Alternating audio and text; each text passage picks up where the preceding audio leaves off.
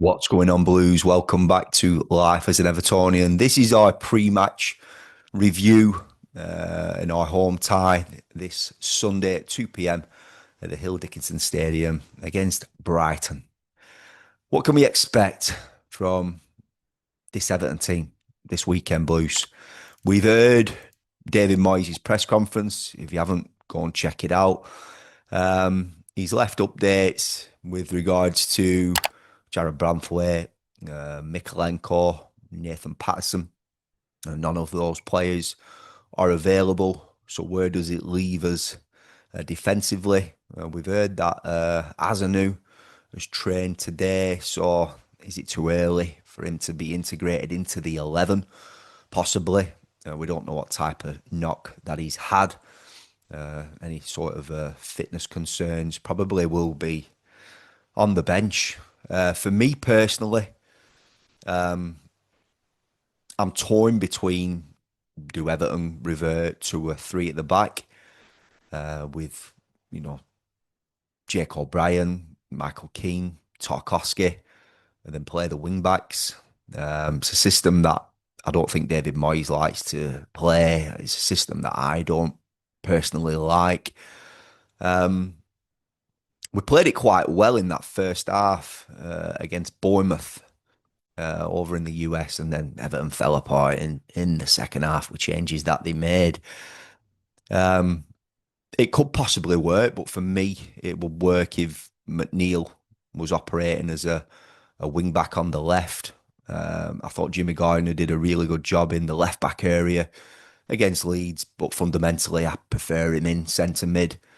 I know a lot of people are on the fence with Jimmy as a player, what he offers, but I think he's an integral part of this Everton team that we've currently got.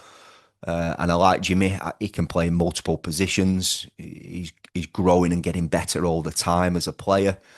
As he's forming into that mature age. He's good on the ball. He's calm on the ball. He has a good range of pass. For me, he has to adopt as a number 6 for Everton. That's what I firmly believe, but he will do a job anywhere.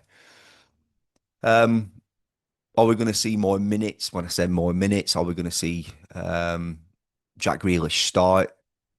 Tierney Barry, are we going to see him start? I'm on the fence with both decisions. But obviously the decisions that Moyes he needs to make. We were in control that second half against Leeds. Obviously we got stung with the penalty decision.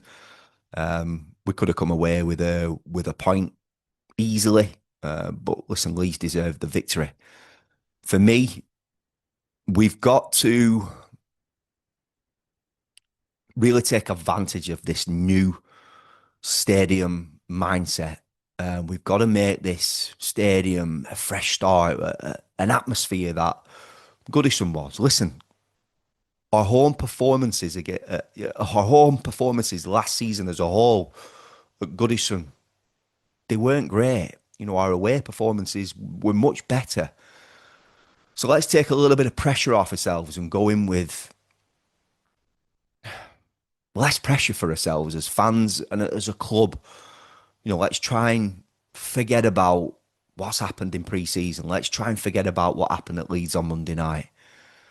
We've got to create a massive atmosphere on Sunday, a massive buzz. We're back on Sky. Come on, Blue Boys. Come on, Evertonians. It feels like a stressful time. It does. It shouldn't feel like this, but it does in terms of recruitment. And Moyes is carrying that. And he's openly, honestly saying it in his press conferences where it appears that he's gone in for a higher ilk of player. And he's been open and honest and they've said no. And they've asked Moyes what is the reason why. And he says blatantly, because we're not playing European football. You see the business that Nottingham Forest have done to not what Everton have done. And it appears that he's vocally honest today and said, maybe we have to go for like a second string, a second tiered kind of players now. But listen, there's not long left this window and we need those numbers. And it frustrates me a little bit because, listen, you might say that I'm talking nonsense here, but it baffles me why Ashley Young weren't offered a new deal. to have him this weekend slotting in at left back as he did last season in a well oiled, well drilled capacity. Didn't have many poor games, did Ashley Young. So, we found ourselves a little bit unhinged, unstuck in those areas, those defensive areas. And Everton need to, that is it's our backbone. It's what makes us strong, knowing that we've got Jared at the back and, you know. But listen, there are areas that Everton need to get sorted ASAP. It's not going to be this weekend. So there's a lot for food for thought. There's a lot of what are Everton going to play mentality amongst us fans. Is he going to start Jack Grealish? Is he going to switch and Jai over to the right? Would it give us a little bit of better balance? Could Dwight McNeil come in and do a job? At left back, should we drop Timmy Raburum?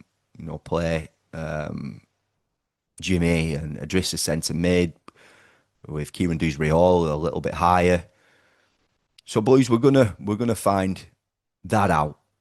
Let me know your thoughts. Obviously, this transfer window, it's been hit miss.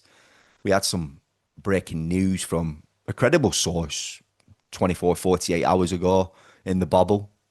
He claimed that Everton were back in discussions with Tyler Diblin and can they get a deal done for Nathan Ake from Man City? None of those have materialised.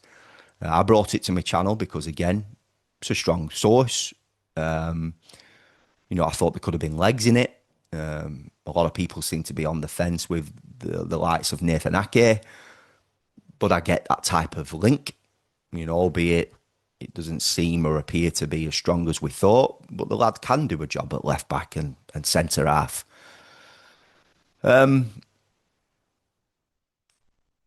So Blues, yeah, I'm going to leave that one there. I'm going to leave this video there. Everton are massively in transition. I honestly did feel once the Dewsbury Hall deal was done and the likes of Jack Grealish that the floodgates were going to open up with more signings coming in. But it looks like we're taking ourselves to the wire.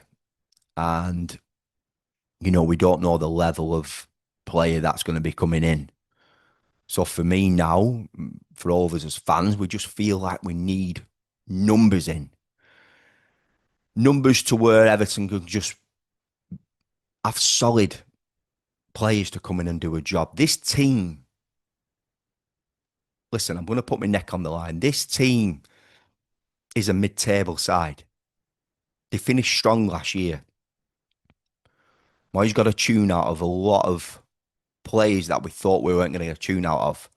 Beto were awful last week. But he come up with the goods last season, with the goals that he got.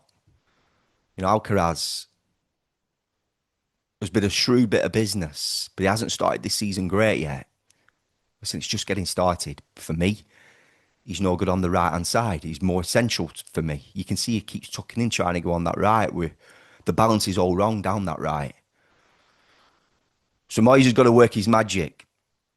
And I just don't want to get beat this weekend. I just don't want to get beat. But I'm trying to be positive.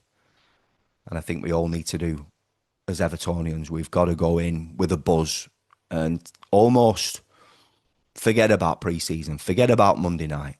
Moyes has said in that press conference today, he wants to forget about that penalty. He wants to have done with it, move on. We keep talking about Hill Dickinson Stadium, and we're going to be doing. The media outlets are going to be putting that pressure on Everton moving to the new stadium.